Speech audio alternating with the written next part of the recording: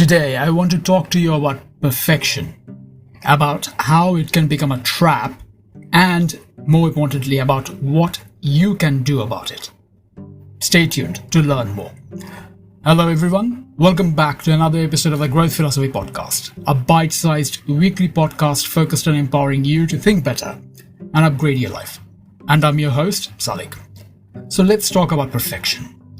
Perfection is a big deal. For a really long time, perfection has been advertised as the standard to aim for if you want to be good at what you do, or whatever you do.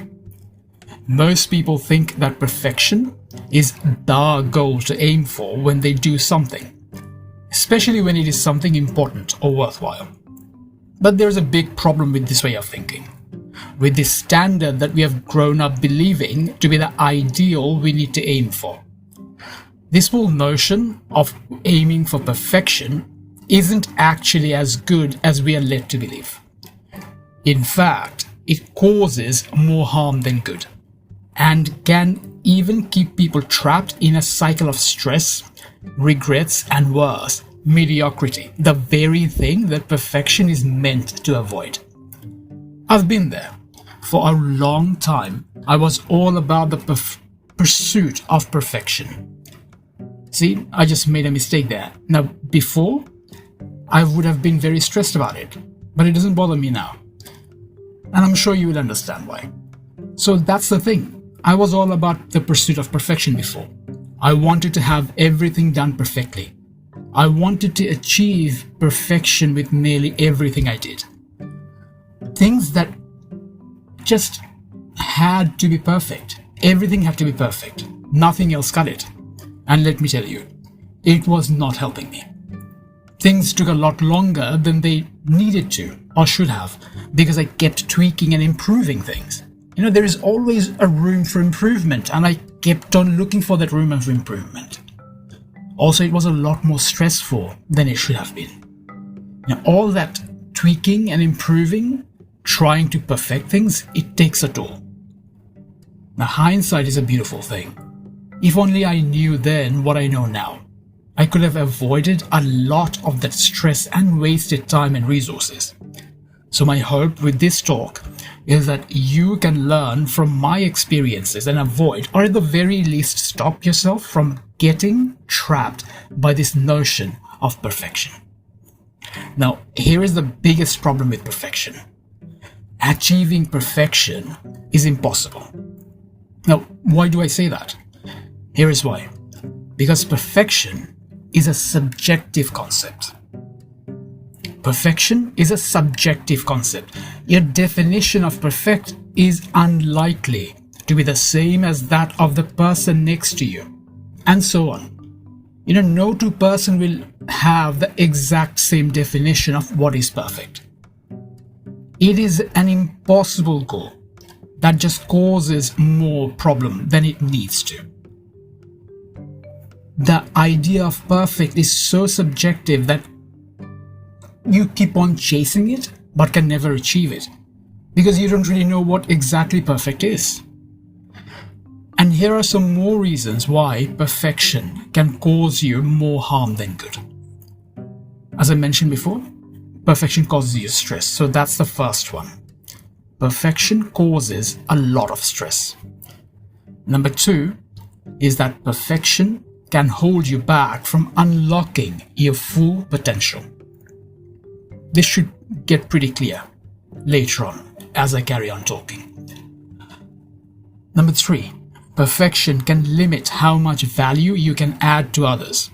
Because instead of helping hundreds, for example, you might only be focused on perfectly helping one person. So see, it can actually hold you back. It can stop you from helping as many people as you can. So that's the third big problem. The fourth one is that perfection is a black hole of time and energy, as it is a never-ending pursuit. And the fifth one is that perfection can lead to mediocrity, since it can keep you stuck. This in turn can lead to a life of regrets. And that's not just unfortunate, that's actually a tragedy. So you need to really think about perfection. Quality is important, absolutely. But after a certain point, any further improvement in quality can be minute and can cost you more than it's actually worth. Take Shakespeare's work, for example. I mean, he is one of the greatest writers of all time, right? And his work of literature are by and far the standard that's heralded everywhere. Like, no matter which part of the world you go to, you know about Shakespeare. So his work is great. Many will say that they're actually perfect. But he had his moments of doubts about it too. See, and there are many people out there who don't think Shakespeare's works are perfect. So perfection is a matter of perception at the end of it. But also, when it comes to perfection, creators like writers are quite famous for having doubts about their work. Writing, for instance, is one of those things where measuring the quality can be incredibly subjective. Achieving perfect writing is like trying to find El Dorado, you know, that mythical gold city. It's a nearly impossible pursuit. Many think Shakespeare's writings are perfect, but like most writers, he had his moments of doubts. You know, he had his moments where he thought his writing was not good enough. Every writer has to deal with this. I know from personal experience how this works. The first book I wrote, I did not publish until several years later because I didn't believe it was perfect. I kept tweaking and changing and revising the manuscript. It took me a really long time to finally pull the trigger and get it out there. Because I realized, but by that point, after several years, that it can only add value and help others when it is actually out there. It wasn't adding any value to anyone, just sitting in my computer. So you can worry about perfection, but it actually helps you a lot less than you think it does. Here is another example. Think about a painting. You can keep tweaking and trying to improve it with a goal to make it perfect. But that way, it might actually never get done. When that happens, you will be stuck trying to create just one perfect painting. A painting that might never get finished, since perfection is a subjective concept and the goalpost is always moving. Now imagine if Leonardo da Vinci was worried about creating the perfect painting. The world might never had the Mona Lisa if he was hung up about perfection. There is another thing to consider, and a really important one. The only way to get better at anything is to do it a lot. The more you do something, the better you will get at it. The best painters, for instance, paint a lot. Picasso. You've heard of Picasso, right? Picasso is undoubtedly one of the best painters of all time. Now, can you guess how many artworks he created during his lifetime? What do you think? 1,000? 2,000? 5,000? That seems like a lot, right? But no, the actual number is a lot higher. It's more like 50,000. That guy was prolific. Picasso created around 50,000 or more artworks during his lifetime. No wonder he is still ranked as one of the best painters in the world. But you see, if he worried about creating perfect artworks, he never would have been able to create that many. And then there is Shakespeare. You know, I talked about him earlier. In his lifetime, he created over 154 sonnets and 38 plays. Stephen King. You've heard of Stephen King, right? Stephen King is definitely one of the greatest fiction writers of our time. Now, do you know how many books he has written so far? He has written at least 86 books. And these people, they are not exceptions either. They are not exceptions to the norm. There are tons of examples like that when you dig into just how prolific the best of the best are. See, they don't get stuck worrying about creating the perfect piece of work, because if they did, they never would be the best of the best. Now, it can be incredibly tempting to spend time trying to perfect your work. Hell, I still have moments where I end up spending more time than I need to in order to perfect something I've done. I'm not perfect after all, but I have become better at not chasing perfection. I have become more aware of when the goal has been reached and at what point any further work outweighs the benefits. Then it becomes a matter of prioritizing other things that are important too. And that's my goal for you as well, to get that perspective. Don't get me wrong though, I am not advocating for subpar results or mediocre efforts. Absolutely not. No, what I am suggesting is for you to stop focusing on an elusive, subjective goal. But that does not mean that you should not try to do your best. You should always try to aim for excellence and do the very best you can. There is a big difference between excellence and perfection. Perfection is subjective, whereas excellence is not. You can measure and define excellence. Doing an excellent job nearly always comes down to doing your absolute best, even when it means going the extra mile. But perfection, on the other hand, is a milepost that just can never be reached. It's just such a subjective concept. As such, a much better goal is to seek excellence and do your best, and I do mean your absolute best. Half-hearted efforts do not count.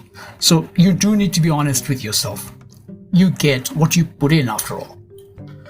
Now that you know how perfection can become a trap, let's explore how you can deal with this. Now here are 5 tips that will help. Number 1, focus on the outcome and concrete goals. And I mean concrete goals, rather than subjective perfect goals. So focus on concrete goals rather than subjective perfect goals. Having clarity is important. Be very clear about your end goal and know how to measure success. This will help you from falling in the perfection trap. Number 2, prioritize. Know what your priorities are and remind yourself of them from time to time.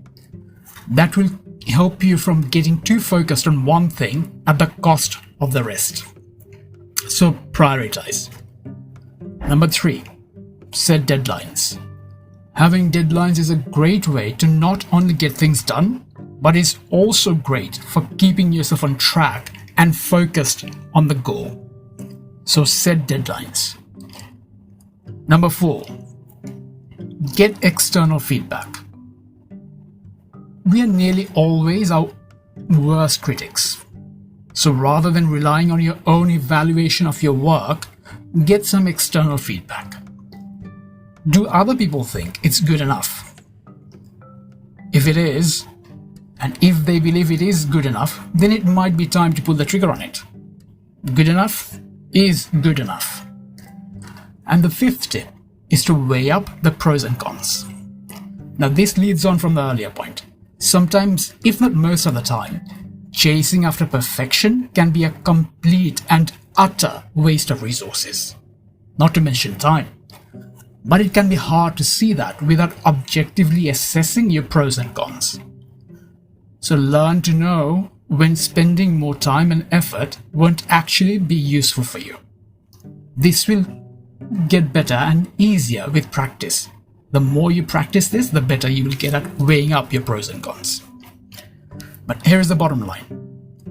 You can never become truly great at anything, and I mean anything, if you're always worried about perfection.